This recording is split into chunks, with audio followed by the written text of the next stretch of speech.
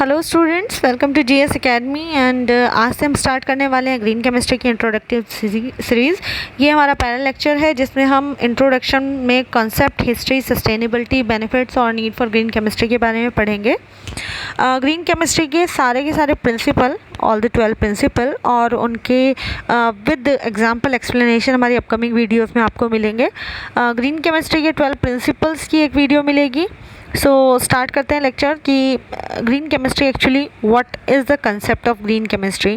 Past few years हम लोगों ने पोल्यूशन इतना ज़्यादा प्रोड्यूस किया है कि अब हम उसको संभाल नहीं पा रहे हैं। सो फॉर दैट कि केमिकल प्रोडक्ट्स की मैन्युफैक्चरिंग या एप्लीकेशन के लिए हम लोगों को एफिशिएंट यूटिलाइजेशन करना है रॉ मटेरियल का, वेस्ट एलिमिनेट करना है और टॉक्सिक एंड हैजार्डस सब्सटेंसेस का यूज़ जो है वो मिनिमाइज़ करना है या फिर अवॉइड करना है। तो this is the basic concept of green chemistry to improve sustainability. Now what is the meaning of sustainability? Sustainability का मतलब है that meeting of our needs without compromising with the future generation to meet their needs. मतलब हम अपनी ज़रूरतें भी पूरी करें और आने वाली पीढ़ी के लिए भी कुछ कमी ना हो।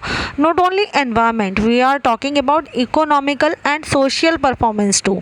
मतलब ग्रीन केमिस्ट्री में अगर हम सस्टेनेबिलिटी की बात कर रहे हैं और सस्टेनेबिलिटी तीनों डायरेक्शन में होनी चाहिए। नाउ ग्रीन केमिस्ट्री वर्क कैसे करती है सस्टेनेबिलिटी के लिए?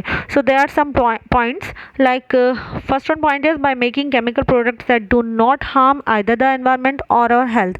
प्रोडक्ट बनाने हैं जो ऐसे हो जो एनवायरनमेंट को और हेल्थ को हार्मफुल ना हो। सेकेंड पॉइंट इज़ दैट कि इस तरह के केमिकल प्रोसेस, इंडस्ट्रियल प्रोसेसेस को यूज़ करना है जिनसे हैजार्डस केमिकल या हार्मफुल केमिकल का जो प्रोडक्शन है या यूज़ है वो रिड्यूस और एलिमिनेट हो जाए। ठीक है। थर्ड पॉइंट इज़ कि हमें जो वेस्ट प्रोडक्शन है उसको मिनिमाइज़ करना है। उसके लिए हमें क्या करना पड़ेगा? प्रोसेस को इस तरह से डिज़ाइन करना है कि वेस्ट मटेरियल जो है वो डेवलप ना हो। Okay. The fourth point is preventing pollution before it happens. मतलब पोल्यूशन इससे पहले कि पोल्यूशन फैले, हमें उससे पहले ही पोल्यूशन फैलाने वाली प्रोसेसेस को रोक देना है। सो पिछले कुछ सालों में जो हमने पोल्यूशन को चारों तरफ फैलाया है उसको क्लीन अप करने के लिए हमें बहुत सारे एफ़र्ट्स लगाने पड़ रहे हैं। बट इन एफ़र्ट्स की जगह अगर हम इस तरह की टेक्निक्स इवॉल्व करें जिनमें पोल्यूशन का प्रिवेंशन हो जाए, मतलब पोल्यूशन जो है वो डेवलप ना हो, तो उस कंडीशन के लिए हमें अपनी केमिकल प्रोसेसेस को चेंज करना पड़ेगा। So all the 4 points are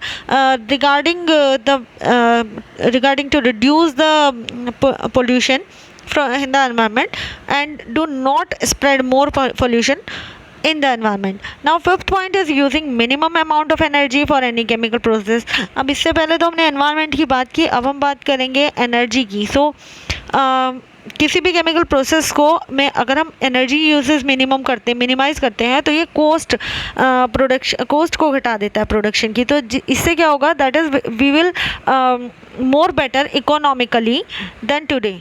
ठीक है। तो इकोनॉमिक जो हमारा पॉइंट ऑफ व्यू है वो इससे मजबूत होता है। So now 6 point is using most appropriate starting material. ये भी इकोनॉमिक है। ठीक है। हम जितना ज़्यादा कम प्रोसेसेस वाला कम एफर्ट्स वाला प्रोसेस यूटिलाइज़ करेंगे उतना ही ज़्यादा हमें इजी रहेगा, उतना ही ज़्यादा कॉस्ट रिड्यूस होगी। सो हम ऐसा स्टार्टिंग मटेरियल यूज़ करेंगे जिससे कि ज़्यादा से ज़्यादा प्रोडक्ट मिले और मिनिमम से मिनिमम एफर्ट्स लगाने पड़े, कंडीशंस लगानी पड़े। Next point is new product design should be biodegradable. ये फिर एनवायरनमेंट प्रोटेक्शन के लिए आ गया है कि हम लोगों को बायोडिग्रेडेबल प्रोडक्ट्स बनाने हैं ताकि वो एनवायरनमेंट को जाके हार्म ना करें, एक्यूमुलेट ना हो। Then green chemistry of green synthesis of existing product be device. जो इस टाइम हम प्रोडक्ट्स यूज़ कर रहे हैं उनका ग्रीन सिंथेसिस हम लोगों को करना है। मतलब इस तरह से तैयारी करनी है कि उनका जो सिंथेसिस है वो बिल्कुल ग्रीन वे में हो, no harmful chemical are used और eliminate. 9th point is that अगर हम बायोडिग्रेडेबल सब्सटेंस का या डिग्रेडेबल सब्सटेंस का प्रोडक्शन करने में नाकाम रहते हैं लेकिन हम फिर भी प्रोड्यूस करते हैं किसी पर्टिकुलर केमिकल को, तो वो केमिकल रिसाइकल्ड होना चाहिए। मतलब उस केमिकल की, उस पर्टिकुलर सब्सटेंस की रिसाइकलिंग हो सके। So these are the 9 point. Recycle करना, बायोडिग्रेडेबल बनाना, ये सारे पॉइंट जो हैं ग्रीन केमिस्ट्री को एनवायरनमेंट के साथ साथ हमें इकोनॉमिकली और सोशली भी प्रोटेक्ट करते हैं। So as we are moving forward, हम लोग इकोनॉमिकली स्ट्रेंथ होंगे बाय यूजिंग ग्रीन केमिस्ट्री, हम लोग सोशली और इकोनॉमिकली और एनवायरमेंटली तीनों तरह से स्ट्रेंथ होते हैं bye using green chemistry. Now what is the history? Actually history में ग्रीन केमिस्ट्री को पॉल एनास्टास, जिन्हें फादर ऑफ ग्रीन केमिस्ट्री कहा जाता है, उन्होंने इंट्रोड्यूस किया था। ईयर 1998 में 12 principles of green chemistry publish हुए थे।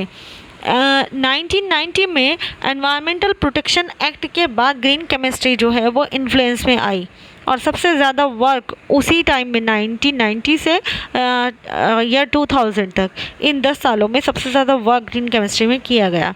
देन आफ्टर 98 के बाद this is a green subject.